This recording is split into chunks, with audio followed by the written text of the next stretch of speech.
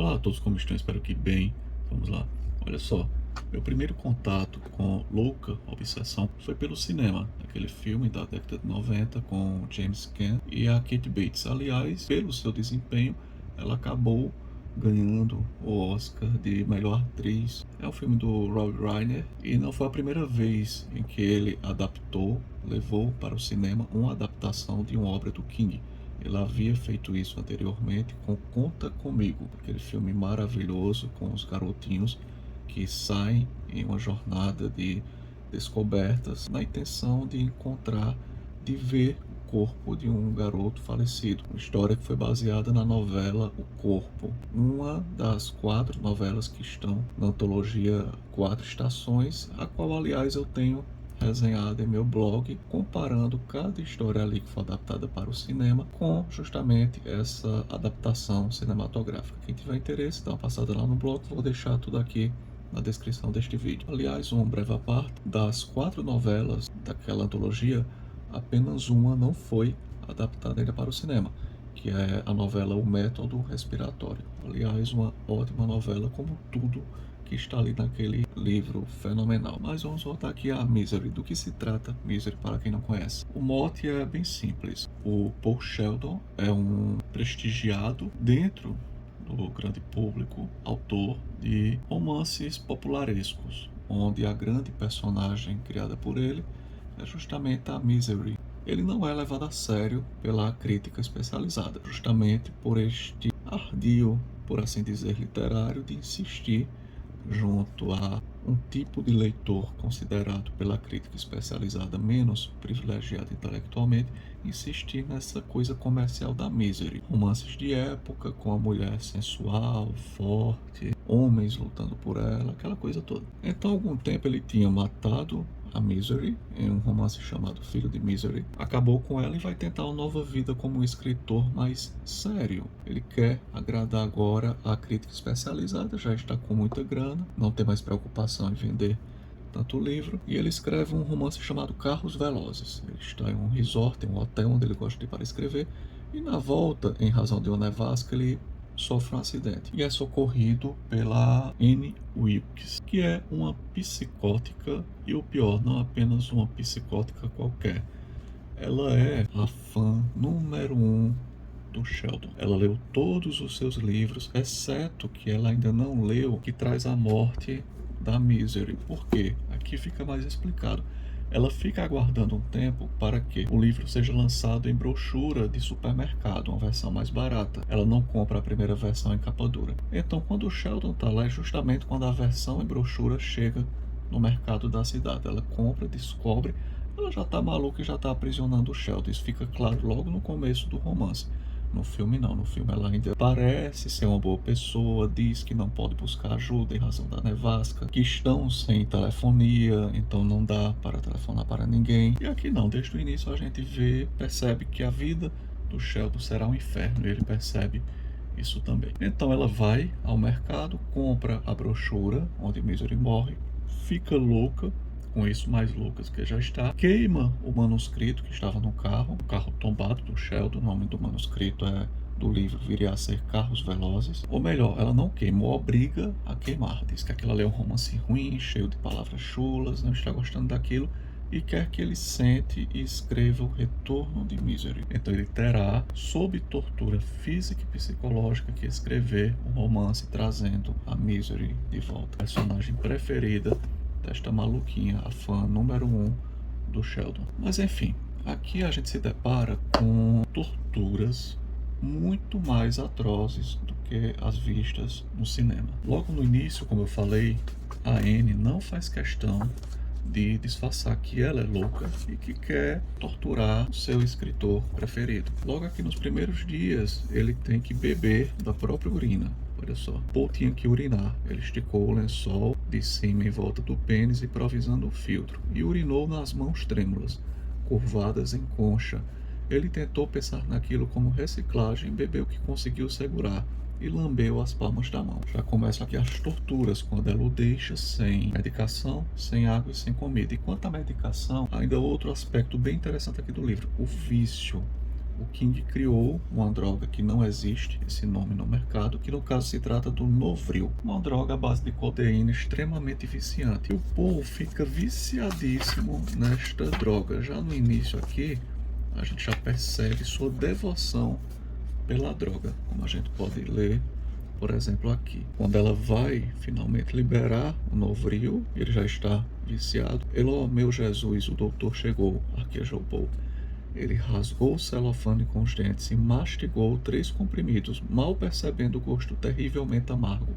Ele parou, olhou para as 5 unidades que restavam na cartela mutilada de celofane e engoliu mais uma. Tanto que no final do romance ele passa por um processo, a gente percebe isso após ele conseguir se livrar da Anne, ele passa por um processo de desmame médico da droga e os médicos até o liberam para encher a cara de álcool, contanto que ele não faça mais uso desta droga aqui. Outro elemento interessante sobre Anne, que percebemos e no filme não existe, é a crueldade que ela pratica contra animais. Ela deixa as vacas que ela cria morrerem de fome, de sede, porcos também morrerem de fome por inanição e até pequenos animais como ratos, por exemplo. Ela esmaga um rato ainda vivo com as próprias mãos sobre a cama do Paul e no final ainda lambe.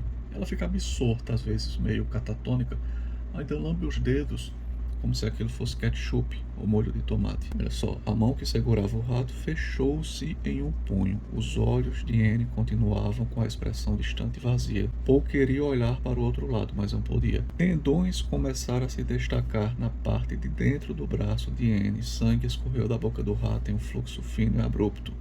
Paul ouviu seus ossos quebrando.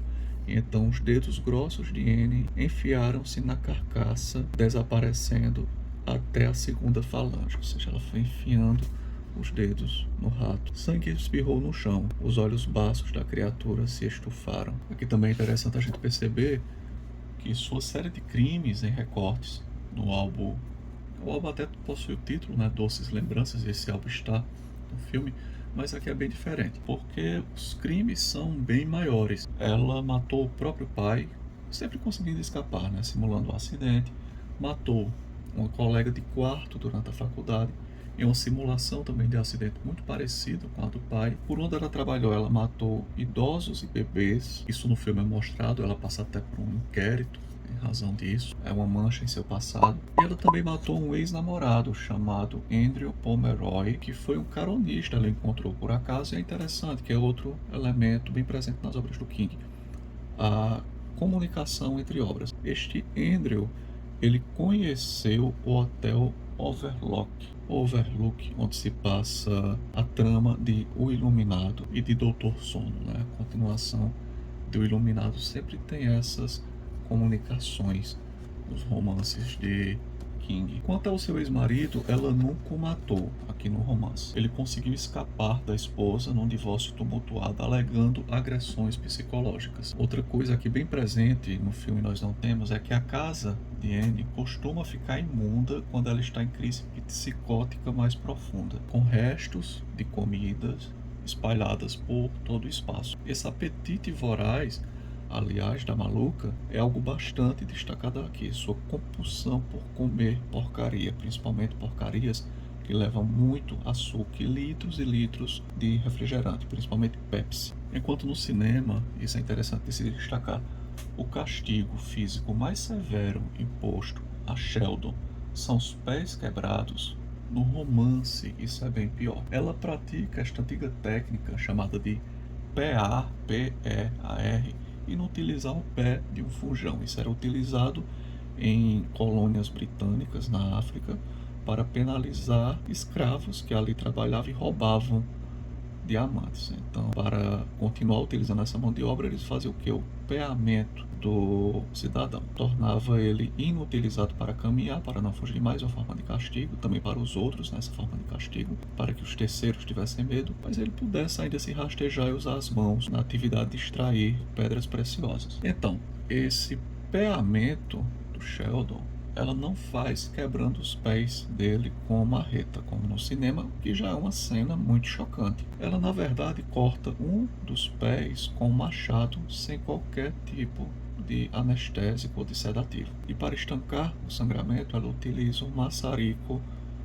residencial, aqueles maçaricos culinários para pequenos serviços residenciais. Esse momento do machado, aliás, foi o que levou a antiga editora Francisco Alves a planejar a composição daquela sua capa para Misery, que é bem clássica, com o machado bem destacado sobre a cabeça da figura do Sheldon, preso no seu quarto apenas vendo o mundo por uma janela. E via de regra, o estilo mais tradicional de King está presente em todo o romance Misery. Muita referência a cinema, principalmente a música americana. E também aqui tem muita técnica do mini spoiler. O que é isso? O que seria um mini spoiler? Ele nos surpreende informando já no início algum dado essencial. Fulano morreu, ciclano matou, etc. Então lemos para descobrir como isso ocorreu, mas ele já nos disse o que é que ocorrerá. Para matar essa curiosidade, ele prende o leitor. É uma técnica muito interessante do Stephen King. Neste romance, por exemplo, isso se apresenta quando descobrimos que, além do pé, ele já está sem um dos polegares, e então várias páginas após essa revelação é que descobrimos que N cortou um dos polegares do Paul com uma serra elétrica de cozinha, ou seja, ele já perdeu o pé e um polegar, ele está sendo fatiado igual a presunto. Outra curiosidade, o seu carro não é encontrado nas imediações. O carro é levado por uma enxurrada para mais de 50 quilômetros de distância. E também não existe, aqui neste romance, a figura do carismático e esperto xerife Buster. Aquele senhorzinho não existe aqui no romance. Ainda sobre técnica literária, há aqui uma crítica que funciona meio como autocrítica, mas também crítica aos críticos de King. Essa divisão de subliteratura para a boa literatura, né? Então, o Sheldon, ele destaca isso aqui sobre sua forma de ganhar vida. Ganhar vida produzindo o que seria uma literatura de baixa qualidade, mas que lhe rendia muita grana. Sim, isso é o meu ganha-pão. É assim que eu consigo manter as casas em Nova York e Los Angeles e ter mais carros que muito ferro velho por aí. Porque eu posso e não preciso pedir desculpas por isso. Tem um monte de sujeitos por aí que escrevem prosa melhor que eu e que entendem melhor as pessoas e o significado da humanidade. Vou nem falar essa palavra porque o YouTube não gosta, né? Eu sei disso, mas quando o monitor pergunta valeu sobre o trabalho deles, apenas algumas pessoas erguem as mãos às vezes, mas elas sempre erguem as mãos para mim. Isso aqui é uma brincadeira que ele falou anteriormente sobre o valeu, não valeu, uma coisa de criança para ver se aquele artifício de linguagem, né, de uma história, uma brincadeira de acampamento, valeu ou não valeu, e os outros que julgavam. E aqui ele diz que por maior que seja a sua bobagem, que ele escreva sempre valeu. Existe um tipo de crítica similar, crítica, autocrítica e, repito, crítica aos críticos também em It. No romance It a gente encontra uma crítica parecida com essa. Algo bem bacana aqui no romance é que nós vamos acompanhando trechos do romance O Retorno de Misery. Isso é reproduzido como realmente um texto datilografado com a letra N adicionada à mão, pois a máquina Royal está velha e perdeu esta letra. Outras vão se perdendo com o tempo e no final chegamos a ler até mesmo o manuscrito, pois o Poe começa a escrever em papéis avulsos à própria mão. A gente vê, por exemplo, aqui. Pronto, está aqui. Então já começa a ser um manuscrito.